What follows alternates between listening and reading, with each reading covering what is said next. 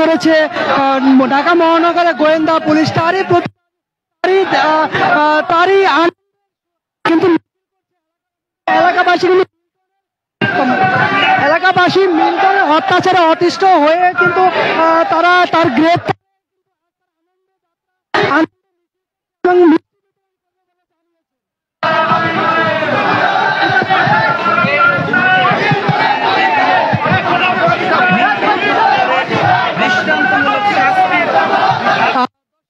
Milton এলাকা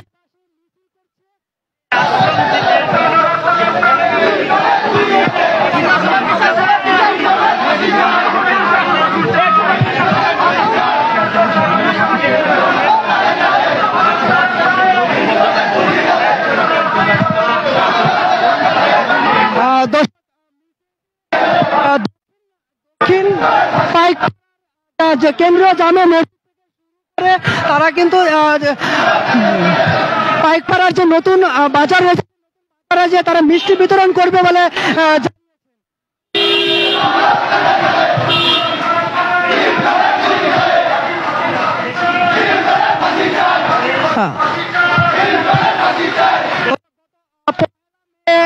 অর্থাৎ 7:30টার দিকে কিন্তু মিল্টন রাজধানী থেকে গোয়েন্দা পুলিশ দল কিন্তু গ্রেপ্তার করে। সেই গ্রেপ্তারে এলাকা বাজারে তার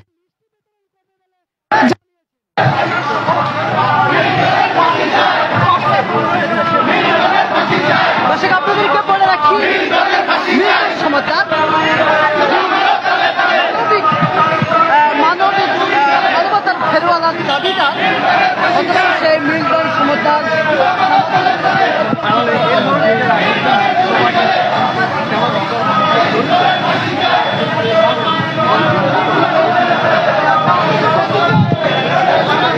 দর্শক ফেসবুকে বা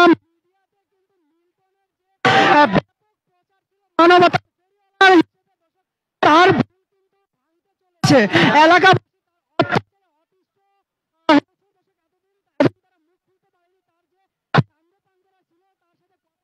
কিন্তু তারা তার গ্রেপ্তারে খুশি আজ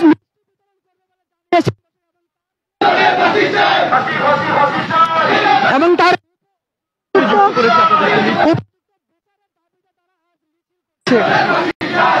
মিল্টন সমাজের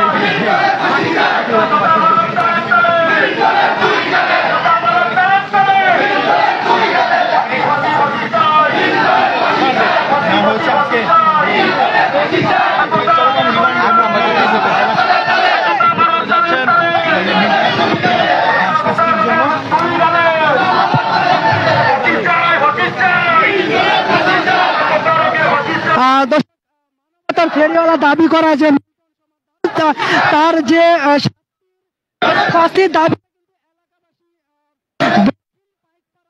মসজিদ থেকে শুরু করে নতুন বাজার পর্যন্ত এবং এখানে এমনটি জানিয়েছেন এলাকাবাসী। এতদিন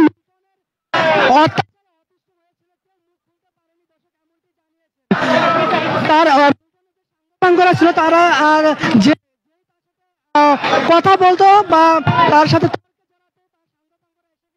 তার এমনটি এখানকার এলাকা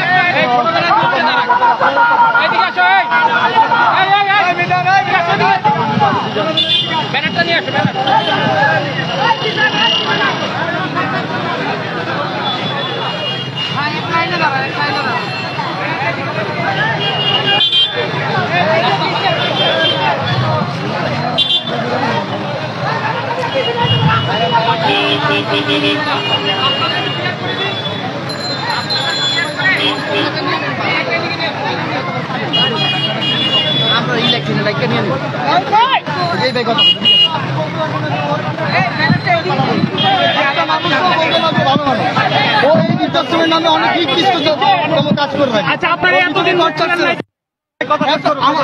এতদিন আমরা কোনো কিছু বলতে পারি না। আমাদের আপনি দেখে রাখবেন যে রাজ্য সাংবাদিকদের সাথে উনি অনেক খারাপ ব্যবহার করেছে। ওনার ওইখানে কেউ ঢুকতে গেলে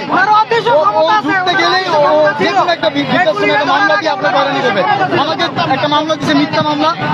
আমরা কি মারামারি চাঁদাবাজি করতে ঢুকেছিলাম, এরপর একটা মিথ্যা মামলা দিয়ে আমাদের অনেক আমাদেরকে অনেক মামলা কেন দিল, মানে প্রতিবাদ করতে, আপনি ওর বিরুদ্ধে প্রতিবাদ করতে গেলে আপনার মামলা করবে, চাঁদাবাজি মামলা করে। আপনি কিছু বলতে যাবেন, আপনার নামে চাঁদাবাজি মামলা করবে। এর আগেও যদি খেয়াল করেন অনেক সাংবাদিকরা আসছে, হ্যাঁ, ও সবসময় বিভিন্ন ধরনের লোক আসছে। আপনাকে সাধারণত আপনার ওটার ভিতরে ঢুকতে দিবে না। আপনি ওই বৃদ্ধাশ্রমে বাবা মাদের যদি ইন্টারভিউ নিতে চান আপনাকে দিবে না ওর ভিতরে। আমার নাম আব্দুল আওয়াল অতুল। আপনি কিভাবে নির্যাতিত হয়েছেন, কি কি খবর? আশেপাশে যারা থাকে ওনারা প্রায় রাত্রেবেলা অনেক মারধরের আওয়াজ পায়। এগুলো অনেক মুরব্বীরা যারা ভাড়াটিয়া আছে আশেপাশে যারা বিল্ডিং এ থাকে তাদের কাছ থেকে শোনা। আমার বাসা একটু দূরে, বাট আমি এলাকারই ছেলে। বিভিন্ন ধরনের নির্যাতন করা হয় এবং উনি লোক হিসেবে একদমই ভালো না। একজন মানবতার ফেরিওয়ালা যদি উনি হয়ে থাকে, ওনার ব্যবহার থাকবে অনেক ভালো। উনি সাংবাদিকদের সাথে খারাপ ব্যবহার করে, উনি সাধারণ জনগণের সাথে খারাপ ব্যবহার করে, উনি কাউকে পরোয়া করে না। এমন একটা আমাদের এলাকার সাধারণত কাউন্সিলর বলেন, আমাদের এলাকার যারা মুরব্বী আছে, ভিকটিমদের সাথে কথা বলেন। ভিকটিম যারা আছে, দর্শক এখানে যারা এই ধারা যে অত্যাচারিত হয়েছে তারা কিন্তু এখানে উপস্থিত রয়েছেন। দর্শক আমরা তাদের সাথে কথা চেষ্টা করব।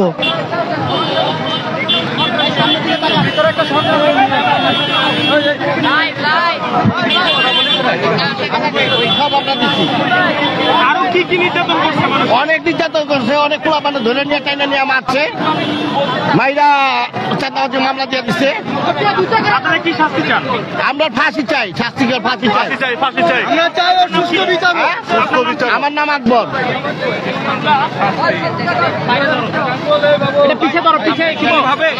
নির্যাতিত হয়েছেন বা মিল্টন সম্পর্কে আপনার অভিযোগ কি বলেন? আমরা তো উনি মানবিক কাজ করে, ওনাদের সাথে আমাদের ব্যক্তিগত কোনো ঝামেলা ছিল না। আমরা এক পর্যায়ে আমরা ওই জায়গায় ডোনেশন করতাম, তো ডোনেশন করার এক পর্যায়ে আমরা ওইখানে একটা ঝামেলা হয়, তো এক বড় ভাইয়ের সাথে ঝামেলা, তো আমরা ওখানে দেখতে যাই কি মানে কি ঝামেলা হয়েছে। তো আমরা দেখতে যাওয়ার কারণে আমরা এটার জন্য সাফার হয়েছে। ওইখানে আমাদের কয়েকজনকে আমরা যারা ছিলাম ওইখানে সবাইকে চাঁদাবাজি মামলাতে হয়রানি করছে কিছুদিন। এরপরে একটা পর্যায়ে কিছু টাকা পয়সা নিয়ে আমাদের মোসলেখা দিয়ে মামলাটা উইথড্র করছে। উইথড্র করার এক পর্যায়ে উনি আমার কোনো প্রশাসনিক ঝামেলা হলে কিশোর গ্যাং আমাদের নাম ঢুকিয়ে দিচ্ছে। কিশোর গ্যাংয়ে কোনো ঝামেলা হলেই আমাদেরকে হ্যারাসমেন্ট করা হয়।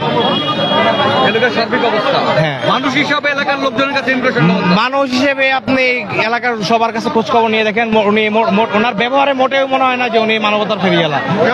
ওনার অ্যাটিটিউড সবসময় এগ্রেসিভ থাকে। একটা সাক্ষাৎকার তো আপনারা দেখছেন। 11 জনদের আমি মিল্টনের বিষয় যদি বলতে যাই, মিল্টনের বিষয়ে অনেক বলে শেষ করতে পারবো না। মিল্টনের এই বৃদ্ধাশ্রম শুরু হয়েছে 2014 থেকে। আমি একটু বলি, সবাই চুপ করো, আমি একটু বলি।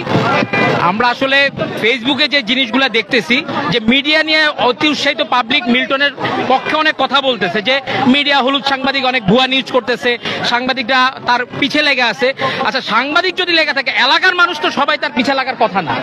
যেখানে তার সবচেয়ে সেফ জোন, মানুষ সিম্পেথির মধ্যে আটকায় থাকে, এটা ঠিক। কিন্তু মিল্টন কি করে আমি তাদের বলতে চাই, দূর থেকে কাশফুল অনেক ঘন, কাছে আসেন, মিল্টনের পাশে থাকেন। তার পাশের এলাকার লোকজনগুলা কি পরিমাণ নির্যাতিত, কি পরিমাণ অত্যাচিত, এটা আপনারা আসলে বুঝবেন। কারণ আপনারা যারা সিম্পেথিতে মিল্টনকে মানে সাপোর্ট দিতে চাচ্ছেন বা মিল্টনের পক্ষে বলতেছি, তাদের সাথে আমার একটা মেসেজ, যে মিল্টন কি করে, মিল্টন যদি ড্রাগ না নিয়ে থাকে, একটা ছেলে তার সাথে 19 সাল থেকে ড্রাগ নিছে, সে নিজে স্বীকার করছে। একটা লোক কখন স্বীকার করে? যখন সে নানানভাবে অপদস্থ অপমানিত হয়। তার পরিবার যখন তারা ছেড়ে চলে গেছে, বাই দ্য ওয়ে আমরা জানতে পারছি মিল্টন ড্রাগস নেয়। কিভাবে নেয় সে নিজেই বলল, তখন আমরা জানতে পারলাম মিল্টন ড্রাগসের সাথে অ্যাডিক্টেড। সেটা নিয়ে এলাকায় একটা দ্বন্দ্ব তৈরি হয়, সামাজিকভাবে একটা গন্ডগোল তৈরি হয়। কিভাবে কি হলো এটা আমরা কিন্তু তখনও জানি না। আমাদের এলাকার যে ছেলেবেলে বা মুরব্বীরা ওই জিনিসটা দেখতে গেছে, ওই গ্যাঞ্জামের মধ্যে সকলকে মামলা দিয়ে দিছে। সে একটা লোককেও মামলা ছাড়া দেয় না। ইভেন সে মামলা মীমাংসা করছে, পার পার্সন থেকে 30 থেকে 35, 40, 45 যার থেকে যেভাবে নেওয়া যায়। আমার কথা হলো, যদি মামলা দিয়েই দিছেন তাহলে মামলা উঠাবেন কেন? মীমাংসা করার কেসে যদি তারা চাঁদাই চায় থাকে, চাঁদাবাজ বলে যে 17 জনটা আসামি করলেন।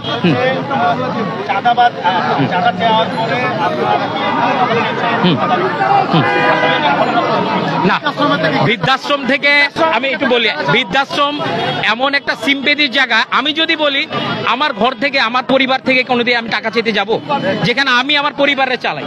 বৃদ্ধাশ্রমে আমি আমার বাবা মার মতো শ্রদ্ধা করি যারা বৃদ্ধাশ্রমে, আমরা নিজেরাও ডোনেট করি, এলাকার সবাই। এই বৃদ্ধাশ্রম তো 14 সালের থেকে এইভাবে হয় নাই। মানুষের সিম্পেথি, মানুষের দেওয়া, মানুষের উপকার, মানুষের পাশে দাঁড়ানো থেকেই তো বৃদ্ধাশ্রম মিল্টন তৈরি হইলো। তো মিল্টন যদি তৈরি হয়ে থাকে, মিল্টন কিভাবে তৈরি হলো সেটা তো এলাকার মানুষ জানে। আর এলাকার মানুষ চাঁদা চাইতে যাবে কেন তার কাছে? বৃদ্ধাশ্রমে নেওয়ার মতো কিছু নাই, দেওয়ার মতো আছে আমাদের কাছে। আচ্ছা, আমি স্বীকার বলতে আমার এলাকার যত ছোট ভাই বলেন, আমার এলাকার লোকজন বলেন, ইভেন বয়স্ক মানুষ পর্যন্ত নির্যাতিত হয়েছে। সেটা আমি মিল্টনের খুবই কাছের, আমি কাছ থেকে দেখছি। ওর কোনো প্রবলেম হলে সবার আগে আমাকে ফোন দিই, যে কোনো দরকারে, দাদা আমার এই প্রবলেমটা হয়েছে। বাট আমি 1 দিন 2 দিন 3 দিন পরে জানতে পারলাম, মানে 1টা 2টা 3টা ঘটনার পরে জানতে পারলাম হি ইজ এ রং। কারণ আপনার সাথে, বৃদ্ধাশ্রমে মানুষের সাথে কোনোদিন কারো গ্যাঞ্জাম হওয়ার কথা না, কারণ সে মানবতার ফেরিওয়ালা। ফেরিওয়ালার সাথে কেন মানুষের গ্যাঞ্জাম হবে? সে বরঞ্চ ত্যাগ করতেছে তার, মানে সে যে মানুষের, মানে মানুষ যে তারা অপমান করবে বা গ্যাঞ্জাম করবে, ওইটার কোনো ইস্যু ছিল না। তো বৃদ্ধাশ্রমের ইস্যুটা চলে আসছে যখন তার দিন দিন মানুষের 3টা জিনিস লাগে, তার মধ্যে 3টাই লোভী। সে অর্থ লোভী, ক্ষমতা লোভী, আর তার মধ্যে আরেকটা জিনিস সবচেয়ে, সে মানে নিজের আধিপত্য চাচ্ছে। এটা কেন? বৃদ্ধাশ্রমে তো এটা দরকার নেই। আমরা সিম্পেথি থেকে মানুষে হেল্প করব, কিন্তু আমাদের থেকে জোর করে নেওয়ার কিছু নেই। ভাই, এতদিন ধরে যে এইগুলা দেখছেন, দুর্নীতি বলেন, যে অনৈতিক ব্যাপারগুলা, আপনাদের যে কমিশনার রয়েছে, জি, তার নেতৃত্বে কেন আপনারা এর আগে ব্যবস্থা নেননি? আমরা আসলে আমাদের কাছে ওইভাবে, আমরা জানি যে Milton as a good man. আমরা জানি একটা বৃদ্ধাশ্রমের আপনি হইলেও কিছু করতে পারবেন না, বিকজ বৃদ্ধাশ্রম এমন একটা সিম্পেথির জায়গা, এখানে কেউ কিছু বলার নাই। মিল্টন কি করে আমরা কোনোদিন জাস্টিফাই করতে যাইনি। যখন দিন দিন একটার পর একটা ইস্যু ক্রিয়েট হচ্ছে, তখন আমরা চিন্তা করছি যে বৃদ্ধাশ্রমের কারণটা কি, এতগুলো ইস্যু হচ্ছে কেন? মারামারি হচ্ছে, মারামারি হইলে সে চাঁদাবাজি দিয়ে দিচ্ছে, আবার এটা মীমাংসা করার জন্য সে টাকা নিচ্ছে, এটা কেন, ওয়াই? তখন যখন আমরা বাই দ্য ওয়ে জানতে পারছি যে তার যে একটা টিম তৈরি করে রাখছে, তার বৃদ্ধাশ্রমে বৃদ্ধা আছে মাত্র 110 জন, তার স্টাফ আছে মাত্র 130 জন। আপনি এবার আমাকে অ্যান্সার দেন, এতদিন কেন আপনারা চুপ ছিলেন? আচ্ছা, কথা বলেন নাই কেন? এতদিন আমরা ওরকম কোনো, মানে যে কোনো, এই যেটা বললেন যে চুপ করেছিলাম, আর তার হলো প্রশাসনিক ক্ষমতা। আসলে যতবারই থানায় যাওয়া হয়েছে তার বিষয় কোনো পুলিশ ওইভাবে তার পক্ষে নেগেটিভ আসে নাই। এখন যতজন ভিকটিম যতবারই থানায় কমপ্লেন করছে, সর্বশেষ আইসা বলছে যে আপনারা তার সাথে পারবেন না, মীমাংসা করে ফেলা। এখন তার উৎস কি? ক্ষমতার উৎস যদি বলি, সে তো কথায় কথায় কাদের ভাইয়ের কথা বলে, আমাদের সাধারণ সম্পাদক ওবায়দুল কাদের ভাই, বাংলাদেশ আওয়ামী লীগের সাধারণ সম্পাদক, কিন্তু সেই ঘটনা জানে কিনা আমরা আদৌ জানি না। আর প্রশাসনের কথা যদি বলেন, পুলিশ প্রতিবারই আসে, তদন্ত করে, বাট ফাইনাল কোনো সুরাও আমাদের এখানে হয় না, যে কারণে আমরা আসলে ওর কাছে ব্যর্থ, ওর কাছে আমরা দুর্বল। আমাদের কমিশনের কথা যদি বলেন, সে তো কমিশনারের মানেই না, আমাদের সামাজিক লোকরাই তো মানে না, কমিশনার মানবে কোথা থেকে? তার এত ক্ষমতার উৎস কি আপনাদের কাছে কি মনে হয়? আচ্ছা,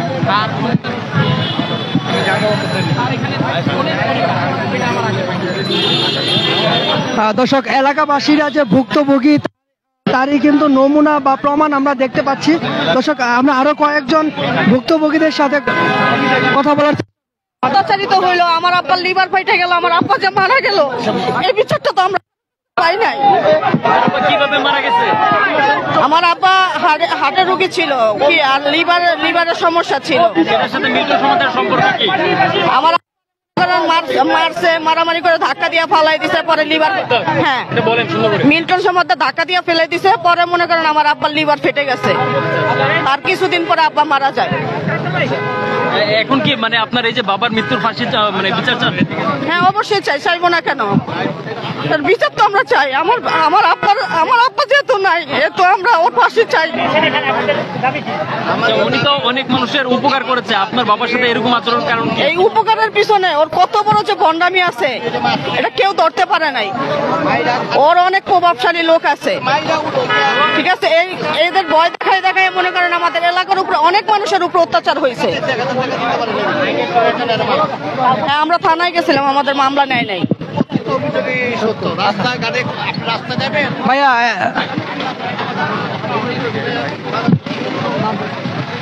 দুইটা কবুতরের জন্য একটা মহিলার মাইরা রাখে না, দুইটা বাচ্চারা মারছে। আমাদের কাছে চাইছে, আমরা ডর বৃদ্ধ মাছ হয়ে যাইতে সাহস পাই নাই। আসলে কি হচ্ছে এটা আমরা জানি না।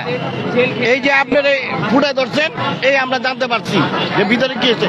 ভিতরে তো আমাদের ঢুকতেই দেয় না। আপনারা কি চান এখন, কি চান?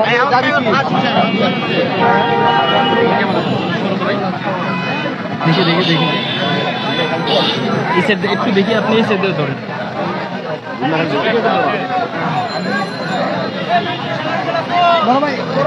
হ্যাঁ, তারপরে আমি যখন ধরে রাগ করছি তখন সে আমার উপরে ক্ষিপ্ত হয়েছে। ক্ষিপ্ত হয়ে আমার বলছে ধরো আমার।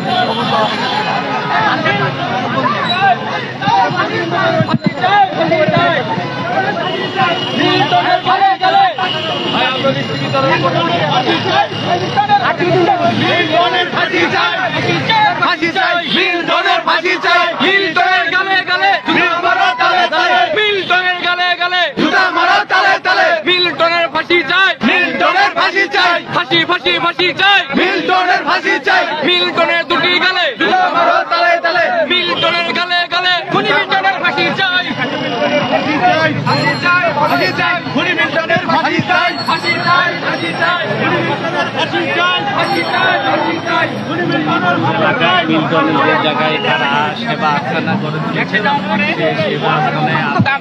বাসায় গালাগালি দিয়ে আমার ওই আশ্রম থেকে বাইর করে দিয়েছে। আমার কোনো আপনি তো দেখতে যাইতেই পারেন। হ্যাঁ যাইতে পারি, কিন্তু আমার দেখতে দেয় নাই, ঠিক আছে। তারপরে আর আমি খোঁজ খবর নিই নাই। এখন এই শুনলাম যে ওর ব্যাপারে অনেক কিছু শোনার পরে আমি এইটা নিয়ে আর কি আসছি আপনাদের কাছে। এখন কি ওই মহিলার কোনো খোঁজ খবর নাই, এই পর্যন্ত নাই, দিতে পারে নাই। দেখি আপনি ওইটা একটু ডকুমেন্টে দেখান। এই যে 2022 সালে এখানে লেখা আছে 9 জানুয়ারি আমি ওনাকে ভর্তি করাই। তাও আমি মনে করেন যে আমি ওই দক্ষিণ পাড়ায় ওই মহিলাকে পাওয়া গেছে। আমার ছেলে দেখছে প্রথম, দেখার পরে আমাকে রাত 9টার সময় ফোন দেয় যেখানে একটা মহিলা পড়ে আছে। পড়ে আমি যাই, যাওয়ার পরে আমি আমাদের কাউন্সিলর মান্নান ভাইকে আমি বলি, ভাই এই ঘটনা একটা মহিলা এখানে পড়ে আছে। পরে উনি আমাকে বুদ্ধি দেয় যে চাইল্ড কেয়ারে তুমি ভর্তি করাই দাও। পরে ওই মহিলাকে নিয়ে, মহিলা কথাও বলতে পারে না, ঠিক আছে, নিয়ে আমি ওর চাইল্ড কেয়ারে ঢোকার পরে প্রথম মোনামনি কাছে নেবে না। পরে ভর্তি নেওয়ার পরে আমাকে এই রিসিপ্টটা দেয়। দেওয়ার পরে আমি বাসায় যাওয়ার পরে মনে করেন 2 মাস পরে আমার ফ্যামিলি থেকে চাপাইছে যে একটা অসহায় মহিলাকে ভর্তি করাইছো, এই মহিলাটা কেমন আছে একটু খোঁজ খবর নাও। আমি গেছি, যাওয়ার পরে আমি স্লিপটা দিছি, আমার স্লিপটা আমার গা পাশায় পাক্কা মারছে। হ্যাঁ ডেলি খালি মানুষ আয়, হ্যাঁ দেখতে আমাকে বাড়ি করে দিছে, অকথ্য বাসায় গালাগালি দিছে। এখন পর্যন্ত আমি এই মহিলার কোনো সন্ধান পাই নাই। মূলত ওনার উদ্দেশ্য হচ্ছে গিয়া, মানে ওনার উদ্দেশ্য হচ্ছে গিয়া মানুষ পাচার করা বা মানুষের কিডনি বেচা, করা। দর্শক শুনছেন দক্ষিণ থেকে মিল্টন সমাদদারের যে বৃদ্ধাশ্রম ছিল, সেই বৃদ্ধাশ্রম এলাকার মানুষ কিন্তু তার উপরে ক্ষিপ্ত। কারণ দিনের পর দিন তারা এলাকাবাসীকে অত্যাচার করে গিয়েছে। সেই অত্যাচারের সীমা অতিক্রম করেছে বলে জানিয়েছেন, এবং তারই প্রেক্ষিতে কিন্তু তারা আজ আনন্দ মিছিল এবং তার শাস্তির দাবির যে মিছিল, সেই মিছিল করছে। এলাকাতে তারা মিষ্টি বিতরণ করবে বলে এমনটিও জানিয়েছেন। বাহিনীগুলোকে এখনো ছেড়ে রাখছে কেন? আমরা তো কোনো বিচার পাইনি। বিশ্ব সমাজের বিচার হোক, কিন্তু ওর যে বাহিনীগুলো যে পালছে, ওই বাহিনীগুলোর তো কোনো বিচার হতো না। কারণ ওরা তো মারধর করছে, ওদের অর্ডার দিছে, ওদের মারধর করছে, কিন্তু আমরা যে এলাকার, আমরা তো কোনো বিচার পাইনি এখন পর্যন্ত। দর্শক এলাকাবাসী সাথে কিন্তু তারা পেরে উঠছিল না, কারণ তার যে সাঙ্গপাঙ্গরা ছিল তার সাথে একটু তর্ক, সাঙ্গপাঙ্গরা এসে কিন্তু তার তার আমি মিল্টনের ফাঁসি চাই, এজন্য আসে দাঁড়াইলাম।